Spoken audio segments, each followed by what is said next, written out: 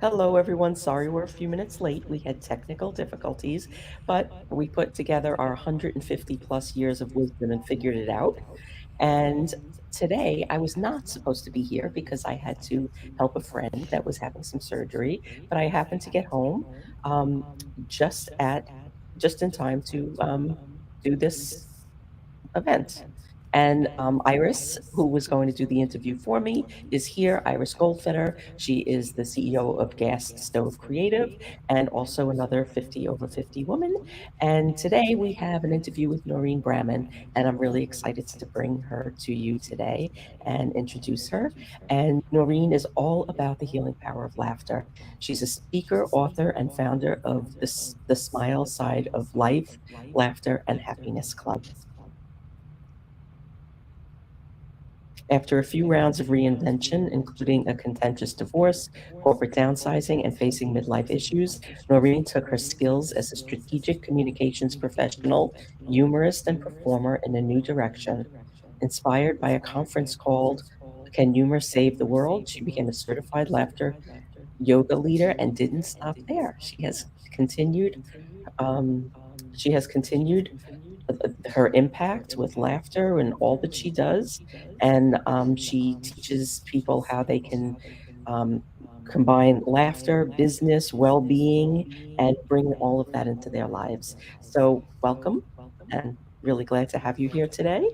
And let's start with what happened when you turned 50.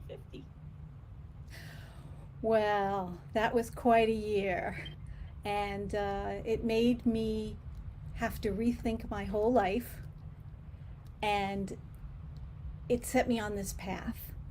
So I luckily had a boss who knew I was a humor writer. That was William Kane, the founder of the New Jersey Lawyers Assistance Program.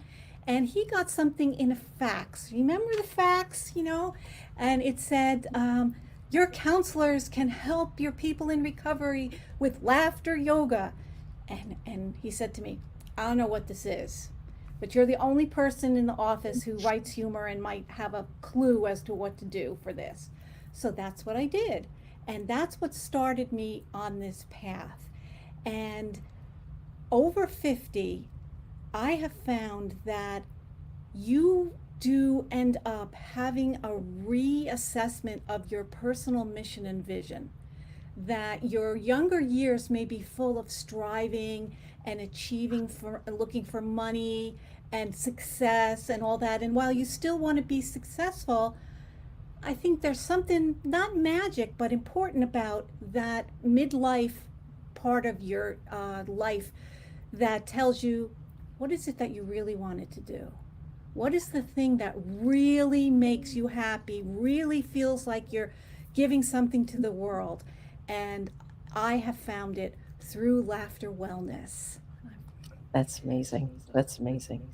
Um, and when you turned 50, did space open up in your life? Like maybe kids went off and jobs changed and things like that, where you had the space to be able to explore a little more about what you really wanted to do? Yes, because when I was, single mom with three teenagers in a 900 square foot house, just backpacks in the living room were like boulders.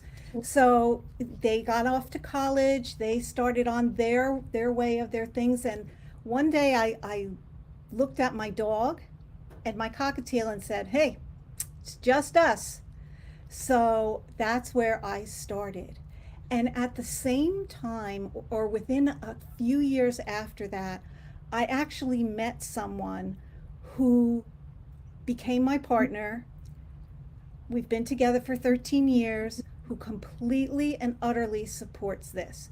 He thought laughter yoga, that sounds kind of weird. But once we started it and then learned the laughter wellness stuff, he's all for it and has been my biggest fan. So I think having a big fan in your life is really important, especially when you want to change tracks. And I can't also give enough thanks to William Kane, who was the director of NJ Lap, because he said, "We're doing this," and we went to lawyer recovery events and different conferences and all that.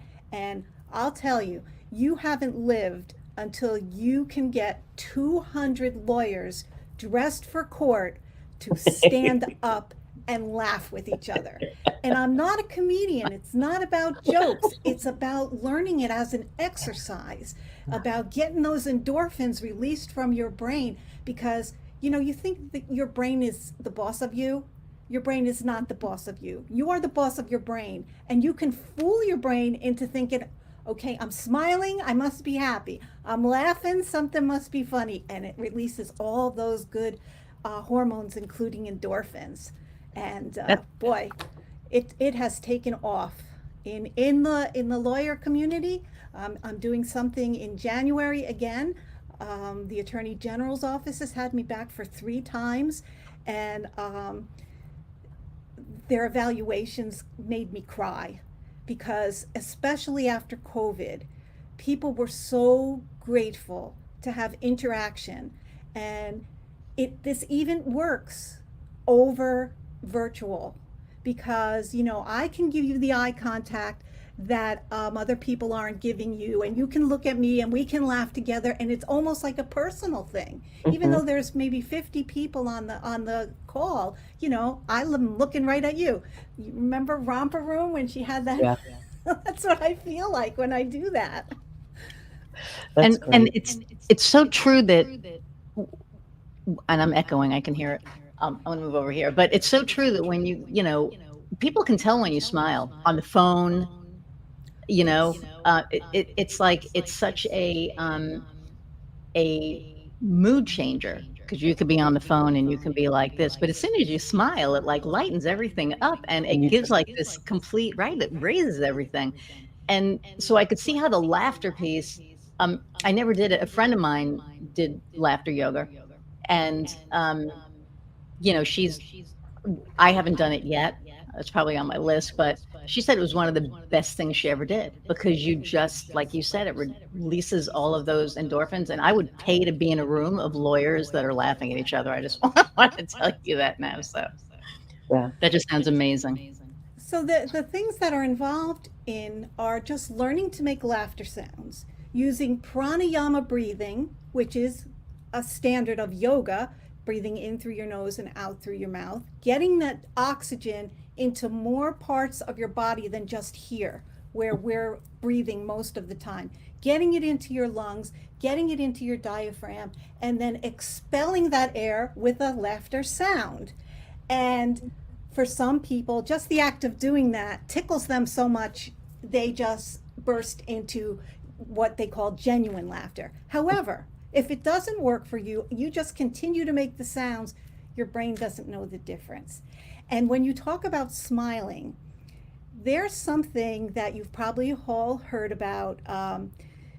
People who are on telephones all the time are told to smile when they're on the telephone because that smile transfers psychologically somehow Yep. to the other person. And what we don't understand is that smiling and laughing has been with humans since before there was language.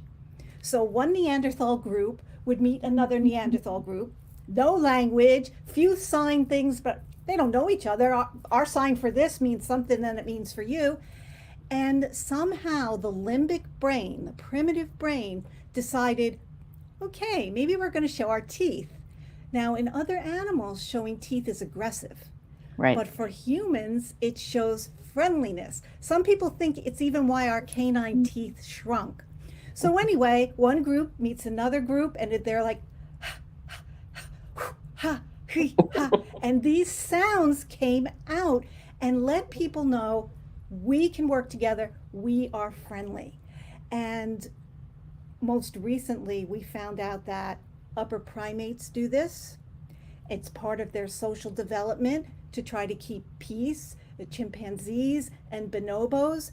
And some people think their dogs laugh, and their jury is still out on that. But what does happen is when you look at a baby and that baby is smiling and laughing, your brain waves start to sync together, yours and the baby. And of course, as adults, we would think, I'm the grown up, I'm teaching this baby. That's not what's going on. It's a little diabolical thing where the baby's brain is affecting yours because that baby has, again, that primitive instinct to survive. And the best way a helpless baby who can't walk, can't talk, can get that survival help is by smiling and laughing, being pleasant, and controlling your mind. Being Wow. cute. Being cute. Does that go for puppies as well? Because, they're One would think at this point just being dogs may cute. have this even down better because dogs can manipulate us. Oh my goodness. Cats have a different attitude, but yet they still have that eye contact that sort of lets they're in on this or they're not. So other animals which we think don't have these kinds of emotions and feelings, it's turning out that they do. Of course Dolphins they do. speak baby talk to their babies, Hmm. and maybe they laugh. We don't know yet. Very, Laughing at very us. cool. Um, how has laughter impacted your relationships? I've gone to a few AATH, Association for Applied and Therapeutic Humor conferences, and I like to call it hobnobbing with my fellow humor wizards.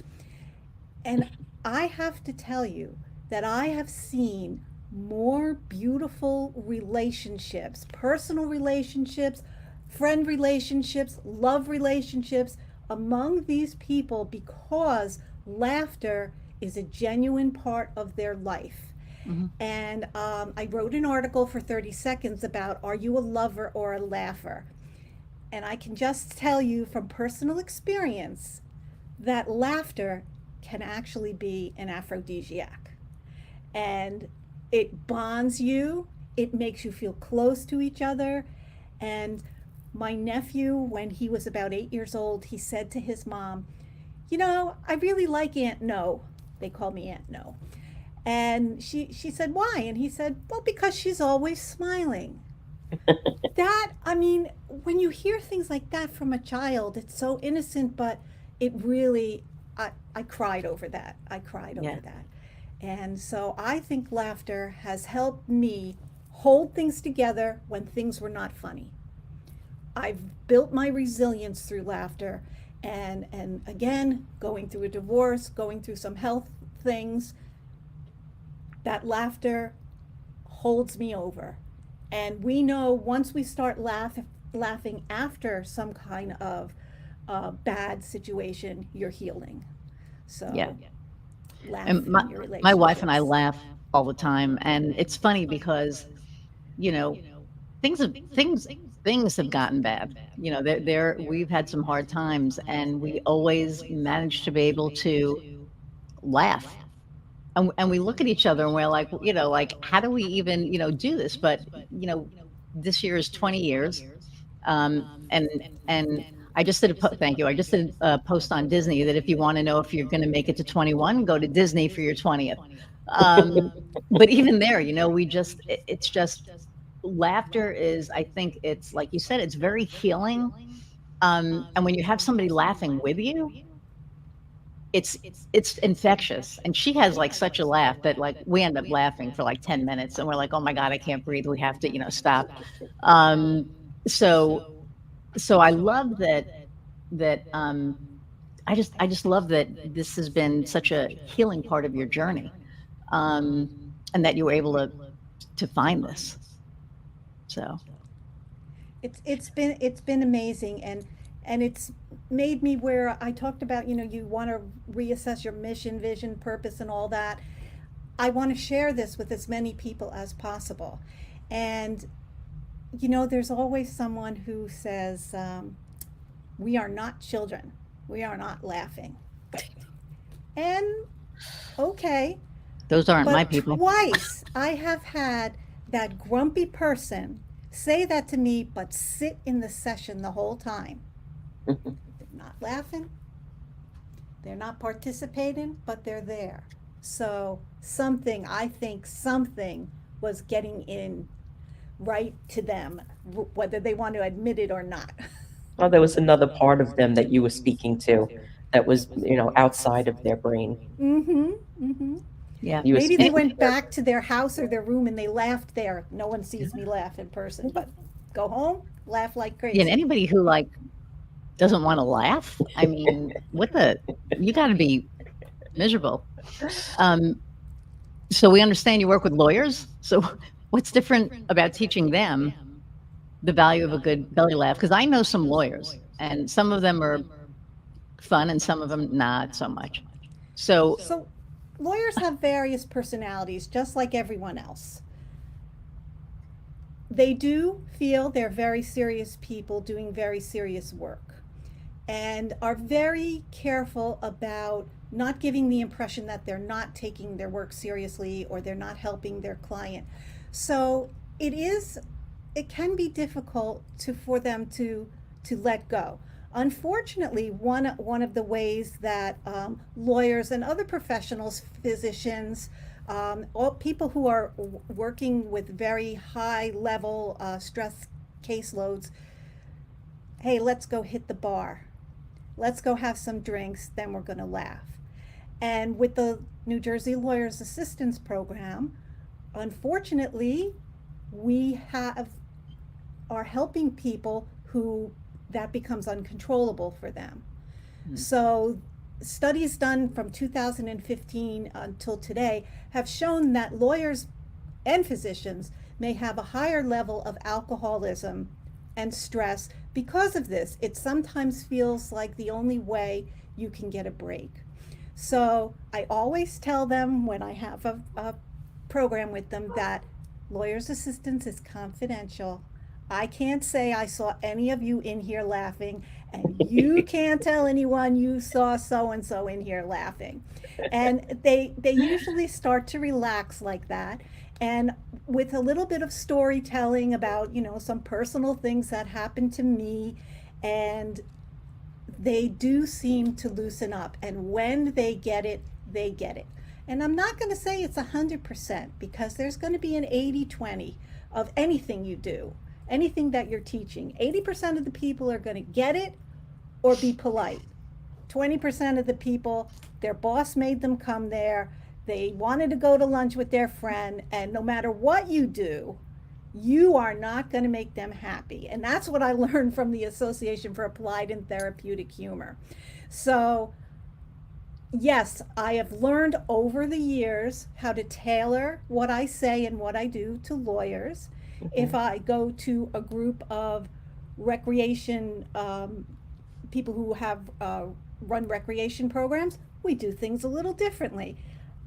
With dentists and lawyers were a little very bit kind of the similar. same. yeah, And you would think, here's the people who help us smile. Oh, I worked with lawyers We're for not 27 years smiling. and dated a dentist for 7 years. They're the oh same my God. people. Yeah, it's exactly. But I have great teeth. Um, Good for smiling. But what I learned with working with lawyers is you just have to make it seem like it's their idea, and then they'll buy into anything. That makes me, I'm sorry, that just makes me nuts. That, That's why I could never go now I'm going back to bare my teeth and It's not a smile. it's a personality trait, and lots of people have that trait. If you've worked in a lot of different corporate situations, you're going to find there's always the person who it has to be their idea, Yeah. and you can bang your head against the wall, or you can say, okay, I'm just going to back off and I'm going to go with that. And Mhm. in the meantime, we're going to be passing Dilbert cartoons around to each other, like, look, While you're adjusting. that's so and so, isn't it? Yes.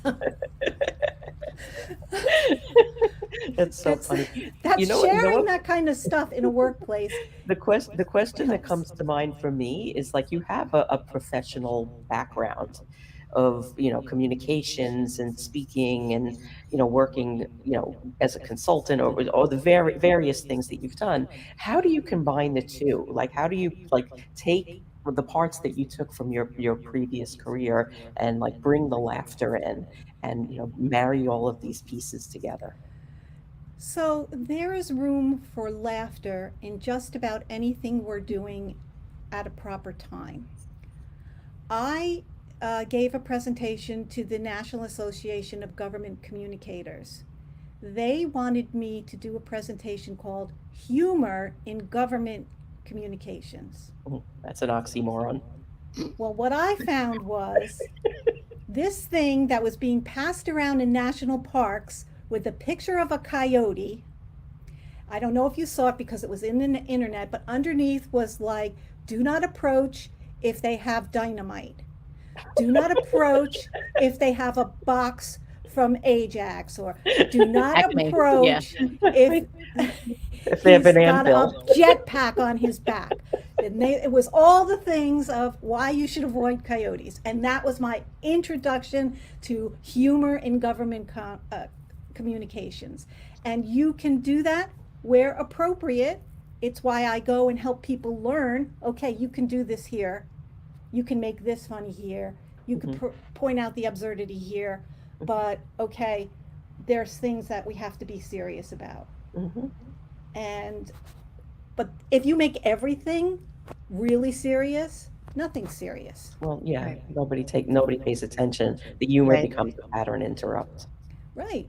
So if you can bring in a little humor, if you can use yourself as, for example, we had technical difficulties getting into this room today. You know, we could have all come in here like, all, sweating and all that, but No. you know what? I think everyone who's watching us has had a Zoom problem, a StreamYard program, all kinds of things where things have gone wrong. And all you can do about it is laugh. Yeah. You just laugh. Okay, we'll fix this, but I've never seen this before. This is ridiculous. This is crazy. And And we're still here. that's kind of how I And do we're it. we're still here and laughing about it because it's for those of you who believe in Mercury retrograde, the shadow ends on the 30th, and communication this month, devices, whatever has just been, it's been a shit show. It's just there's no other way to put it. I mean, it's just been one thing breaking, one thing not working. So when it didn't work, I was like, all right, we'll figure it out. Yeah. Well, there were three of us all solutioning at the same time. Over 150 years experience of figuring stuff out, right? Exactly. So We brought the wisdom. That's wisdom. So Yeah. Noreen, is there like a quick exercise or something that you can Yes. share of how Yes. somebody and is this something that you would recommend if somebody was having like a stressful day, or getting ready to like get on stage or do something that would maybe bring some anxiety? Does it help like in that capacity as well? One of the things you can do is a little bit of a breathing laughter exercise.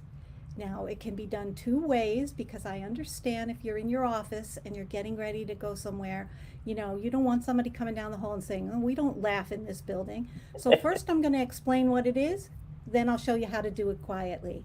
There are 3 laughter sounds: ho, ho, ho, ha, ha, ha, he, he. Ho, ho, ho lives in your diaphragm, like the belly laugh of Santa. Ha, ha, ha lives in your bottom of your lungs, where we also aren't breathing so well every day. And he is right up here where we are all the time.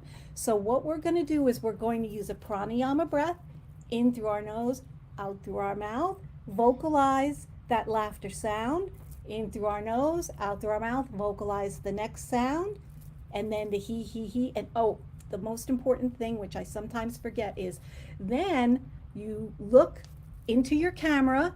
Everyone gets a good look at you, and you do this. Whee! So this is a great Zoom exercise. So let's give it a try. Breathe in through your nose, out through your mouth. Ho, ho, ho, ha, ha, ha, he, wee. Ready? Let's go. Breathe in. Ho, ho, ho. ho, Ha, ho, ha, ho, ha. ha, ha, ha. He. Wee! One more time. Ho, ho, ho. Ha, ha, ha. Ha. He. Wee! Now, if you do this a few times, it releases endorphin, it raises your heart rate, it energizes you for wherever you have to go, to speak somewhere, to talk, to have a difficult conversation. And here's the way you do it if you're in your office and you don't want anybody knocking on the door, are you all right? You remember those 3 sounds, you remember the breathing. You put your hand here so you can feel the breath, and you do this.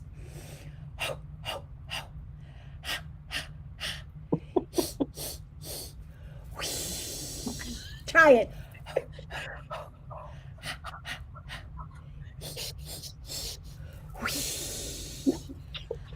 Secret ingredient here, if you have young children, teenagers, grown children, or grandchildren, they love this.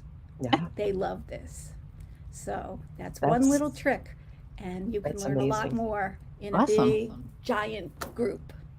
So everybody out there watching, your homework for when this ends is, if you're in the office, do the ho, ho, ho. If you're home, do the ho, ho, ho. And then let us know how it feels. Yeah, post in the comments what you feel Yeah. afterwards. I felt my heart rate go up, and I felt a little flush in my cheeks. I felt, And you know what? It's silly. because I sing professionally, so I always sing from my diaphragm. And when I Yes. breathe, I automatically, go like that. So it was Yes, kind of like, those of us who are singers naturally do that. But the rest of the population is often Don't. right here. Why Yep. we lose Yeah, our I voice. just really have another excuse to go, wee! right. What could be wrong with that? Nothing. I have a That's logo what I do where when I I'm doing drive. this. That's Whee! what I do when I drive. I drive, and I'm like, wee!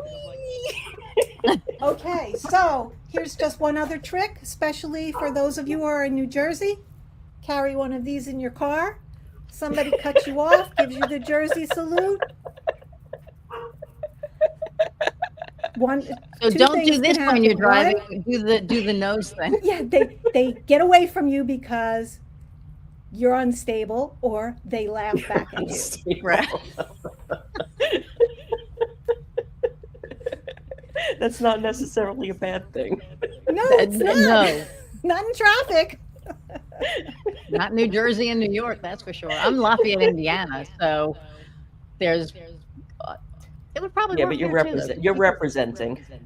I'm you're definitely representing. representing, and I'm talking to you two. So my wife's going to come home and be like, "Who are you talking to today?" Because I have a light accent, but when I speak to my fellow East Coasters, it's done. And I have like 3 meetings this afternoon, and they're going to know. They're going to be like, "Okay, you were talking to somebody, at home." And you're going to tell her, we have to run out and buy clown noses right away. We need them. Well, So- Walgreens has them during Yes. like whatever, Yes. right? And I think we have probably like 10 upstairs. Yep. Some of them have little faces on them and little things like that. So yeah, they're great. Red Nose Day at Walgreens is a great activity. When I worked in the law firm, because it was so boring, I kept a box of wax lips in my drawer. And I would That's awesome. and tiaras, wax lips and tiaras. Because Absolutely. it needed something. Hmm. So when I learned that you were doing this with lawyers, I got such a kick out of it. Yeah, They really do need to laugh. It works for lawyers. It works for physicians. It works for librarians. It's very fun making Should a work lot of for noise anybody, laughing in the I would think. library. Yeah, but for the people that are indoctrinated into like everything is just going to be sucky all day long, every day for the next 40 years, to give them permission to laugh in the middle of the day is a gift. Yeah. Go out and sit in your car for 5 minutes if you have to. Take a walk. If you can't even get out, go stand by a window and look at the sky for a little bit. Breathe in through your nose, out through your mouth. Do that little soft ho ho ho. Just give that to yourself. It's a gift for you, and it helps. It helps, especially people have tough jobs. Yeah. People have tough jobs. Yeah. And they need breaks. Yeah. Sometimes you just have to take one. That mental health break. Little breathing, little walking, little laughing. Yeah. Well, that is a great note to end on. And please connect with Noreen. Her website is below.